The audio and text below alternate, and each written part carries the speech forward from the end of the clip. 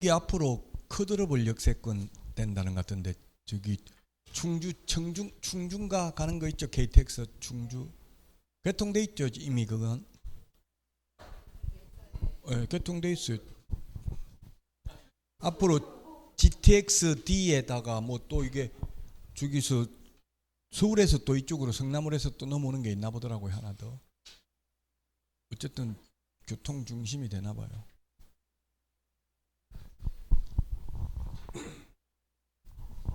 자, 부동산 등기 특별조치법, 이거는 그렇게 중요하지 않습니다. 계약서 금인 받는 건데, 부동산 거래 신고하면 금인 받은 것으로 보고, 토지 거래 허가 받으면 금인 받은 것으로 보기 때문에 실제 금인 받을 일이 없으니까 시험에 최근 10년간 나오지 않았다고요. 그래서 이런 부분에 너무 집착할 필요는 없습니다. 소유권 이전 등기, 보존 등기 다 할 수 있는 날로부터 60일 이내에 해야 됩니다. 쌍무계약은 반대급부 이행을 완료한 날로부터 60일 이내에 신고 안 하면 취득세 빼기 2% 곱하기 5배니까 10%가 되겠죠. 취득세 표준세율이 4%니까요. 표준세율 기준입니다. 중간 생략 등기하면 3년 이하의 징역이나 1억 원 이하의 벌금이고, 탈세 목적이 아니면 1년 이하의 징역이나 3천만 원 이하의 벌금에 처합니다. 자, 계약을 원인으로 소유권 이전하는 경우 금인받는데, 부동산 거래 신고하거나 토지 거래 허가 받으면 따로 금인 안 받아도 된다 이 뜻이에요. 허가 X 이 말이. 자, 그 다음에 금인은 부동산 소재지 시구 원면장한테 받는다. 여러 시군구에 있는 경우 그중 하나의 시장내에게 신청 가능하다. 형식적 심사만 합니다. 금인 신청은 당사자 중 1인이나 그 위임을 받은 자, 변호사, 법무사, 개업공개사가 할 수 있고, 금인계약서 필요직기 대상은 당모가지 개대가리 중위조한다. 암기 프린트 10번에 있습니다. 중요하지 않아요. 근데 암기하기는 쉽죠. 당모가지 개대가리 중위조한다. 시험에 최근 10년간 안 나왔다고 했습니다. 자, 그래서 문제도 우리 책에 보면 기출문제 하나밖에 없잖아요. 173페이지 24회 때 나오고, 지금 10년이라 했잖아요. 올해 35회죠. 이때 나오고 마지막에 이게 11년간. 그래서 중요하지 않다는 이야기입니다. 자, 옳은 것입니다. 계약서 금인은 계약 당사자 중 1인이나 그 위임을 받은 자, 계약서를 작성한 변호사, 법무사, 개업공개사가 신청할 수 있죠. 그 다음에 저당권은 금인 대상 아닙니다. 계약을 원인으로 소유권 이전의 경우 금인받습니다. 그래서 지금 교환계약, 매매계약, 증여계약 3개가 계약을 원인으로 소유권 이전인데, 매매의 경우 실거래가액 신고하고 신고 필증 받으면 금인받은 것으로 보니까 사실상 금인받을 일이 없다. 그래서 시험에 안 나온다. 3번 가등기 할 때는 금인 안 받고 본등기 할 때 금인 받아야 된다. 이게 맞습니다. 자, 그 다음에 신고 필증 받으면 금인 받지 않아도 된다 했죠. 금인 받은 것으로 본다고 했습니다. 그 다음에 등기법에서도 등기관이 진정성을 실질 심사를 하는 게 아니라 형식적 심사, 당모가지 개대가리 중위조한다.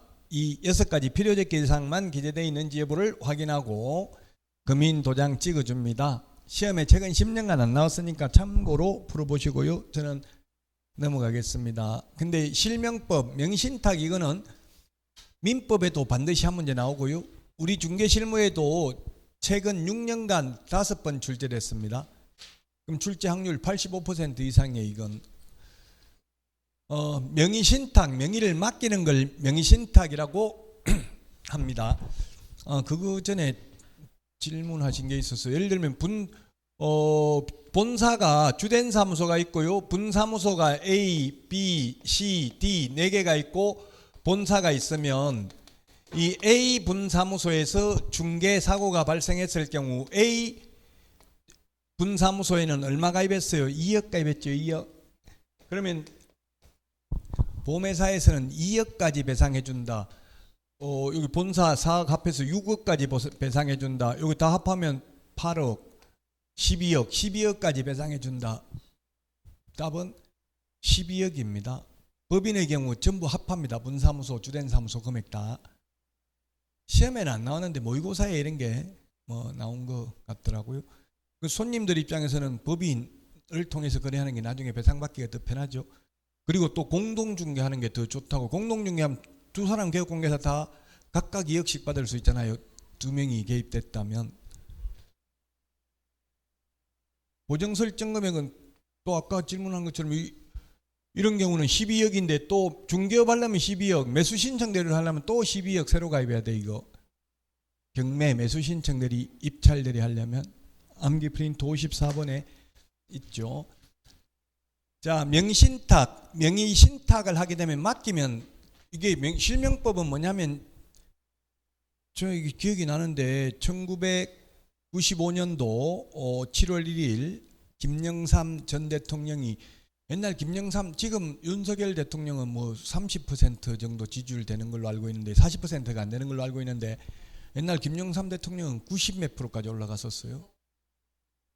엄청나게 개혁을 많이 했다고요. 그 지금 국민의힘 계열이지만 옛날에 김영삼이가 저기 부산에 있었고 부산이 그 야도였어요. 야당 도시였어요. 김영삼이가 부산에 있을 때는 전부 야당. 김영삼이는 한 번도 부산 안 오고 부산 서구에 출마했는데 한 번도 안 와도 당선됐어요. 25살부터 국회의원 했어요. 제가 부산고등학교 나와가지고 어릴 때 박찬종 이런 거하고 붙어가지고 전부 오지도 않더라고요. 아예. 어쨌든 그분이 대통령 되고 나서 하나의 척결, 뭐 전두환 하나의 척결도 하고 이게 실명법. 그때 버스 타고 가고 있는데 대통령 긴급명령으로 지금부터 모든 금융거래는 실명으로 해야 됩니다. 옛날에는 천사 이렇게 해가지고 보냈다고 애인 해가지고 돈 보낼 때 근데 요즘은 다 실명으로 해야 됩니다. 요즘도 이름은 바꿀 수는 있더라고요. 천사라고 적을 수는 있는데 결국은 조회하면 누가 보냈는지 다 알더라고요.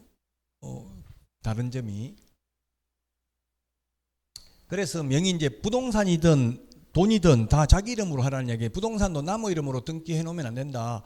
왜냐하면 집이 2주택, 3주택이면 세금 많이 내야 되잖아요. 그러니까 집 없는 사람 이름으로 등기했다가 되팔고 이런 식으로 해서 차익을 편취하는 거, 세금 안 내는 거, 조세포탈 이런 걸 방지하고자 명의를 남의 이름으로 맡기면 안 된다. 맡기면 처벌받습니다. 맡기는 신탁자 5년 이하의 징역이나 2억 원 이하의 벌금, 수탁자 받을 수 명의를 받는 사람 3년 이하의 징역이나 1억 원 이하의 벌금에 처합니다. 그러나 요거는 제외된다. 처벌하지 않는다.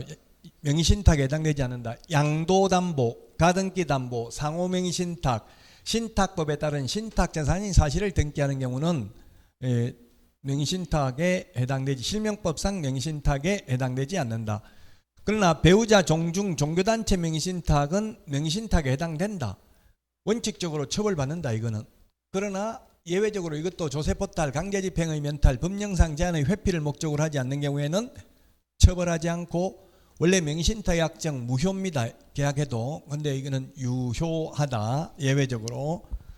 종교단체, 배우자, 종중만 그렇습니다. 친구는 안 됩니다. 친구는. 우리나라 명의신탁의 유래가 일제시대 때 옛날에 저도 집안에 보면 문중 땅이 엄청 많았어요. 문중에서 다 내를 가지고 있었다고. 근데 일제시대 때 문중 이름으로, 즉 비법인 사단 이름으로는 등기가 안 되고 반드시 자연 이름으로만 등기하라고 했어요. 그러다 보니까 장손한테 명의신탁을 할 수밖에 없었어요. 실제로는 종중 거지만 장남 앞으로 명의신탁을 해가지고 우리나라 민족혼을 말살했잖아요. 일본에서. 우리 집안에도 명절에 모이면 싸워요. 형님하고. 형님 앞으로 다 등기를 해놨거든요. 그걸 다른 사람들이 이제 민중 앞으로 하자 이러니까 형님이 뭐 내가 팔아먹냐, 뭐 그것도 돈 내가면서 지덕세 내고 또 그 해가 할 필요 뭐 있냐. 뭐 팔아먹지는 않고 있거든요. 그러니까 서로 그러면 맨날 싸움만 한다. 그래서 안 가요 저는 아예 명절에. 자, 그래서 특례, 특별히 예외라는 뜻이고요. 명의신탁의 유형은 세 가지가 있습니다. 이자간, 양자간 명의신탁, 그 다음에 삼자간 명의신탁, 중간 생략형 명의신탁 같은 말이고요. 계약 명의신탁, 위명 명의신탁 같은 말입니다. 두 사람 간의 명의신탁은 실제 이제 이런 일이 있었는데요. 갑과 을이 옛날에는 농지를 취득하려면 실제 1년 이상 뭐 거주하고 이런 게 있었어요. 그래서 갑이 시골에 있다가 도시에서 돈을 많이 벌어가지고 서울에서 시골에 있는 논을, 옛날 돈 벌면 논 사고 이런 게 있었어요. 그래서 논을 사려고 하니까 자기 이름으로 못 사니까 친구 을 명의로 샀습니다. 돈은 자기가 내지만 을 명의로 등기를 넘겨줬습니다. 그러나 이 명의신탁 약정은 무효고 등기도 무효이기 때문에 소유자는 누굽니까? 갑이 소유자죠. 등기는 을 앞으로 돼 있어도 그 등기가 무효라고 했으니까, 효력이 발생 안 했으니까 갑이 소유자라고요. 모든 명의신탁 전부 횡령죄에 성립하지 않고요. 이 수탁자로부터 취득한 제3자는 선악을 불문하고 유효하게 소유권을 취득한다. 다만 수탁자의 배임행위에 제3자가 적극 가담한 경우에는 무효다. 배임이란 임무를 배반하는 게 배임입니다.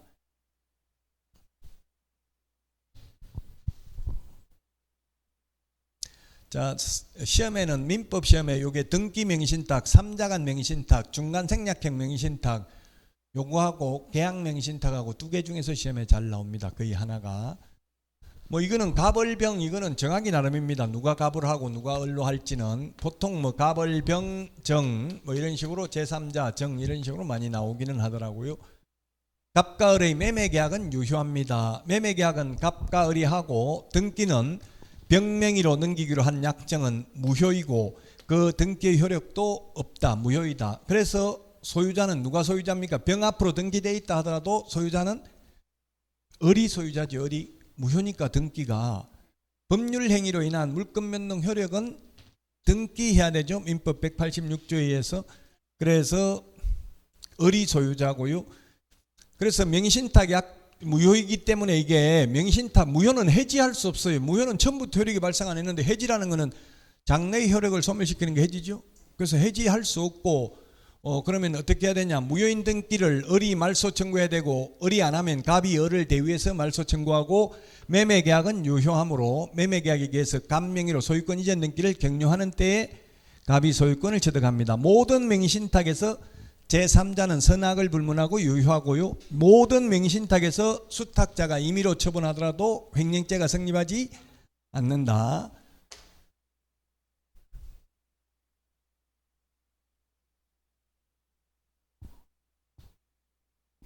민법하고 똑같습니다. 문제 오늘 우리 기출문제도 보면 자 이게 이제 소위 계약명의신탁입니다. 요거는 MB 이명박 전 대통령이 법을 공부한 분이 아니니까 경영학과 나오니까 내곡동 땅을 아들 명의로 자기가 샀다고 고백을 했어요. 스스로. 법을 모르니까 그러니까 시민단체에서 실명법 위반으로 처벌한 거예요. 돈은 내가 내고 아들 앞으로 등기를 했으니까. 그래서 자금주 뭐 자금주를 갑 을 뭐 이건 정하기 나름이죠. 그 다음에 매도인 병 제3자 정 뭐 이런 식으로 정할 수 있는데 그러면 이 두 사람 간의 명의신탁 약정 무효이고요. 매매계약은 원래 무효인데 매도인이 선의인 경우에만 유효합니다. 악이면 무효입니다. 선의인 경우. 매도인이 두 사람 간의 관계를 알면 무효라고요? 그럼 현실적으로 알 가능성이 많아요? 모를 가능성이 많아요? 현실적으로 모르죠. 매도인 급하게 팔아야 되는데 젊은 여자분이 10억 가져왔다고 너 어느 놈한테 받았냐? 신탁자 따로 있지 빨리 물어라. 그러면 존못 아저씨 재수 없어서 안 해요 하고 가버린다고요. 저보고 존못 아저씨 해가지고 존못 할배 이래가지고 충격받아서 댓글에 존나 못생긴 할아버지 말이라고. 아니 그 인터넷에서 찾아보니까 그렇게 나와 있더라고. 존예 반대가 존못이래요. 난 몰랐는데 그 댓글에 그렇게 달려 있더라고요. 이제 아저씨도 아니고 할배 이렇게 해놨더라고요. 자 그래서 매도인이 선의인 경우에는 유효하고요. 악의인 경우는 무효고 제3자는 선악을 불문하고 유효하게 취득하고 모든 명의신탁 횡령죄 죄책 성립하지 않습니다. 신탁자 5년 이하의 징역이나 2억 원 이하의 벌금, 수탁자 3년 이하의 징역이나 1억 원 이하의 벌금에 해당됩니다. 이게 벌칙 나와 있죠. 좀 전에 말했죠. 그리고 이 5년에 2억짜리에 해당되면은 과징금을 부과하는데 과징금은 부동산 평가액의 100분의 30 범위 내에 씁니다. 옛날에는 일률적으로 100분의 30이었는데 헌법 불합치 판정을 받아가지고 100분의 30 범위 내에서 위반 기간, 위반 가격에 따라 차등 부과를 합니다. 그 다음에 과징금 부과일로부터 1년 안에 실명 등기 안 하면 10% 이행강제금, 다시 1년 지날 때까지 실명 등기 안 하면 2차 이행강제금 20%를 부과하고 끝입니다. 이행강제금 제도가 있는 법, 건축법, 농지법, 실명법, 부동산거래 신고 등에 관한 법률, 장사 등에 관한 법률이 있습니다. 장사 등에 관한 법률은 시험에 안 나와서 제가 말하지는 않았습니다. 자 이제 민법하고 똑같다고 이 문제가 민법도 이런 식으로 사례 중심으로 나옵니다. 갑과 친구 을은 을을 명의수탁자로 하는 을이 명의수탁자고 갑이 신탁자고, 갑이 신탁자가 돈 대주고 이 수탁자한테 돈 주고 병이 매도인이네요. 병한테 사게 했고, 그 다음에 정이 제3자죠. 그러면 이 명의신탁의 약정은 무효입니다. 그리고 그로 인한 물권 변동 효력도 원래는 무효인데 단 병 매도인이 선의인 경우에는 유효하고, 제3자 수탁자 제3자는 선악을 불문하고 유효하게 소유권을 취득합니다. 근데 갑과 을의 명의신탁 약정은 무효이다. 그 다음에 갑과 을의 약정을 병이 알지 못한 경우라면 유효하다. 명의신탁은 무효예요. 단 매도인이 선인 경우 이 매매 계약이 유효한 거지 명의신탁이 이 약정이 유효한 게 아니라고요. 선이라도. 그렇죠. 이 약정이 명의신탁 약정을 말하는 거라고. 명의신탁 약정은 무효예요. 명의신탁 약정이 유효인 거는 뭐가 있었어요? 배우자 종중 종교단체가 예외적으로 유효한 경우가 있었죠. 조세포 탈목적 등이 없는 경우. 자, 그 다음에 갑과 을의 위 약정을 병이 알지 못한 경우, 갑은 X 토지 소유권을 취득한다. 갑이 취득하는 게 아니라 물권 변동 효력은 등기해야 됩니다. 등기를 을 앞으로 했기 때문에 을이 소유권을 취득하는 거죠. 갑이 취득하는 게 아니고 매도인이 선인 경우 유효하다 했으니까. 그래서 갑이 아니고 을이 취득합니다. 을이. 갑과 을의 위 약정을 병이 안 경우 을로부터 X 토지를 매수하여 등기한 정은 소유권을 취득하지 못한다 했는데, 정은 선이든 악이든 취득합니다. 단 정수탁자가 정이 제3자가 수탁자의 배임행위에 적극 가담한 경우에만 무효가 되겠습니다. 1번이 정답이 되겠습니다.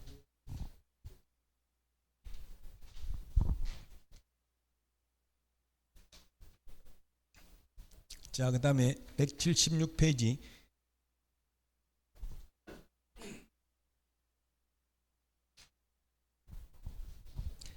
(7번입니다) 7번.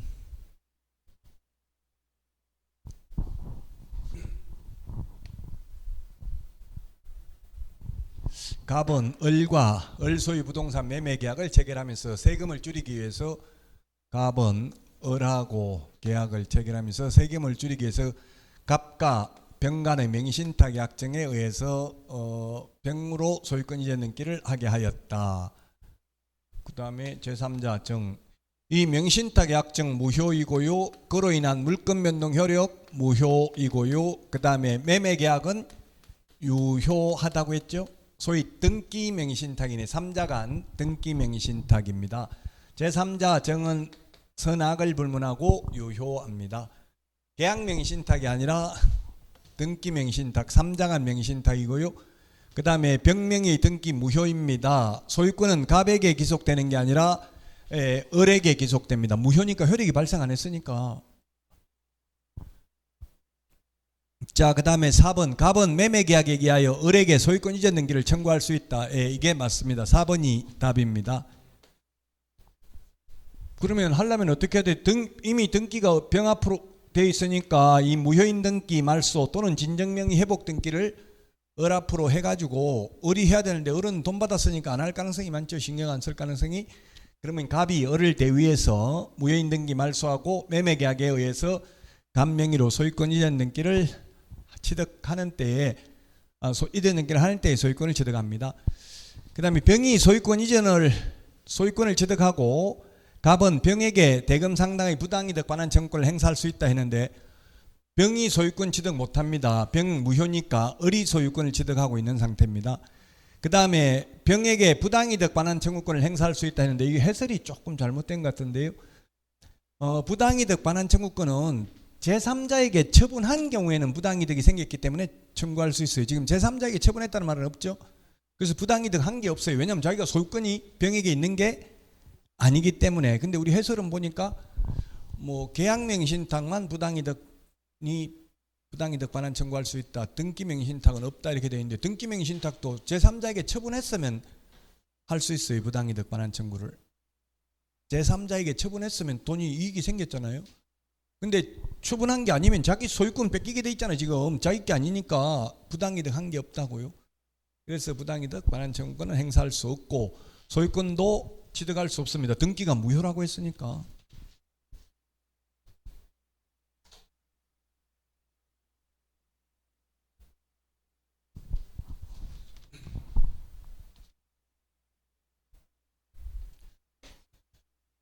(184페이지) 184페이지 맞나? 이거 페이지가 다른 것 같은데 184가 아니네. 177. 네, 177에 8번이네. 8번은 맞는데 이게 페이지 수가 좀 틀리네요.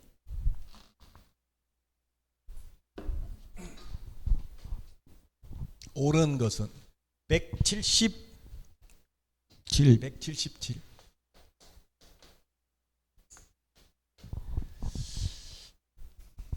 옳은 것은 했는데 부동산의 위치와 면적을 특정하여 2인 이상이 구분 소유하기로 하는 약정을 하고 그 구분 소유자 공유로 등기하는 경우에는 이거는 명의신탁 아니라고 했죠.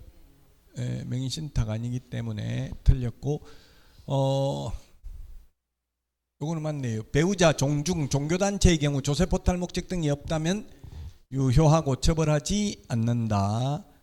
그 다음에 명의신탁자가 계약 당사자가 되는 3자 간 등기 명의신탁이 무효인 경우 명의신탁자는 매도인을 대위하여 수탁자 명의의 등기를 말소 청구할 수 있다. 맞습니다. 4번이 정답이 되겠네요. 이게 무효인 등기 말소 청구할 수 있고요. 말소 청구하면 매매계약은 유효하므로 매매계약에 의해서 갑명의로 소유권 이전 등기를 격려하는 때에 갑이 소유권을 취득합니다.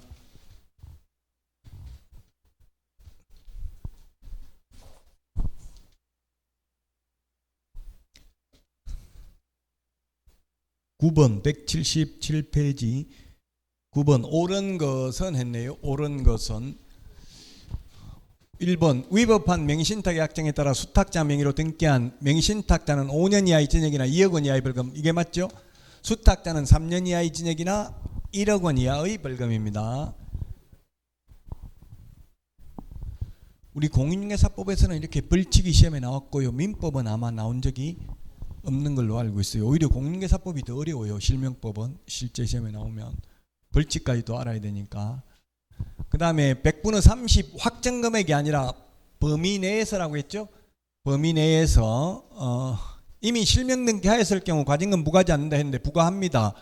단 실명 등기하면 이행강제금 부과는 안 합니다. 이행강제금은 과징금은 실명 등기해도 5년 이하의 징역이나 2억 원 이하의 벌금인 경우 과징금 부과합니다.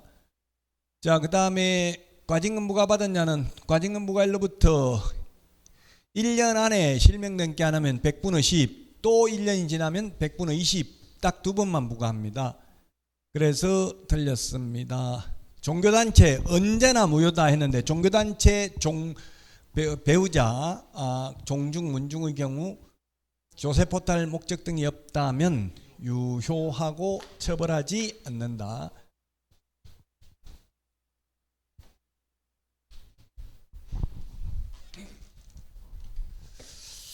다음은 12번 178페이지 12번입니다. 2023년 10월 7일 갑은 친구 을과 X부동산에 대하여 을을 명의수탁적으로 하는 명의신탁 약정을 체결하였다. 개업공개사가 이에 대한 설명으로 옳은 것은 했는데 갑과 을의 명의신탁 약정은 무효이다. 맞습니다. 무효이다. 명의신탁 약정은 무효입니다. 친구는 무효죠. 지금 친구죠. 친구. 배우자, 종중, 종교단체는 예외적으로 유효한 경우가 있죠. 친구는 무효입니다. 무효. 명의신탁 약정. X부동산의 소유자가 갑이라면 명의신탁 약정에 기하여 갑에서 을로 소유권 이전 등기를 마쳤다는 이유로 당연히 불법 원인급여에 해당된다고 볼 수 없다. 양장한 명의신탁인데 아까 그 농지 수탁자 명의로 등기를 해놓으니까 지금 갑과 을 아까 이자간 양자간 명의신탁에서인데요. 그 다 둘 다 죽었어요. 상속인이 이제 명의신탁 한 거니까 돌려달라 하니까 수탁자가 이거는 103조 위반으로 불법 원인급여다, 법 위반으로. 그래서 이미 받았으면 줄 필요 없다라고 주장했는데 대법원 판례는 당연히 불법 원인급여에 해당된다고 당정할 수 없다. 103조 위반은 아니라고 본 거예요. 제가 볼 때는 103조 위반으로 봐야 앞으로 언젠가는 바뀔 가능성이 있어요. 판례가. 대부분 판례니까 이건. 103조 위반이라고 해야 이런 짓을 안 할 거 아니에요. 지금은 다 돌려받을 수 있으니까 자꾸 남의 이름으로 등기를 하게 되는 거죠. 결국 다 받아낼 수 있으니까. 자, 그래서 니은 맞습니다. 기억도 맞고요. 디귿은 X부동산의 소유자가 병이고 계약명신탁이라면 병이 그 약정을 알았더라도 병으로부터 소유권 이전 등기를 마친 어른 유효하게 소유권을 취득한다. 알았더라면 악이죠. 선의인 경우만, 매도인이 선의인 경우만 유효하다고 했잖아요. 아까 계약명의신탁에서. 알았더라면 악이기 때문에 소유권 취득 못합니다. 그래서 4번이 정답이 되겠습니다.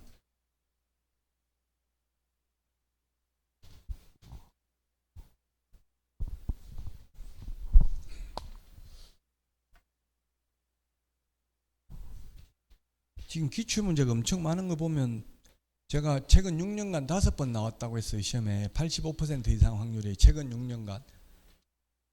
뭐 주택임대차 보호법은 해마다 나왔고요.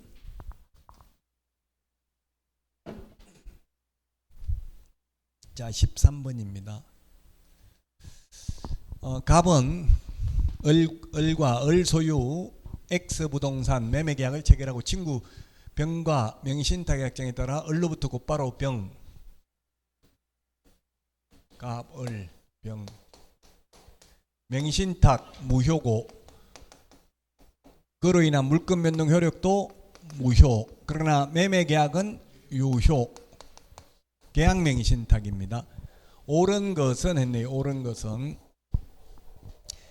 갑과 병간의 조세포탈 목적이 없으면 유효하다 했는데 지금 갑과 병은 뭐예요? 누구 사이에? 친구는 안 되고 배우자, 종중, 종교단체만 예외적으로 유효할 수 있다. 무효입니다. 이거는. 횡령죄 성립하지 않는다. 모든 명의신탁 횡령죄 성립하지 않는다 했죠? 모든 명의신탁 횡령죄 성립하지 않습니다. 자, 그 다음에 갑과 을 사이 매매계약은 유효하므로 갑은 을을 상대로 소유권 이전 등기를 청구할 수 있다. 맞습니다. 병이 소유권을 취득하고 병 소유권 취득 못합니다. 무효니까. 그 다음에 부당이득 반환 청구권도 제3자에게 처분하지 않는 한 행사할 수 없습니다. 제3자에게 처분했으면 행사할 수 있습니다. 근데 여기서는 지금 제3자에게 처분했다는 말은 없죠. 제3자한테 처분했다는 말 없으면 이게 무효인 등기, 말소 청구 또는 진정명의 회복 등기 신청해서 명의를 뺏기게 되잖아요. 결국 부당이득 한 게 없어요.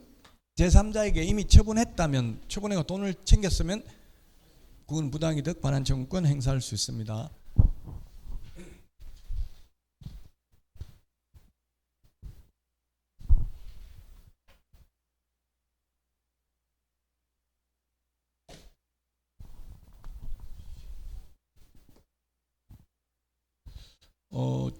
주택임대차 보호법. 오늘 주택임대차 보호법까지 하는데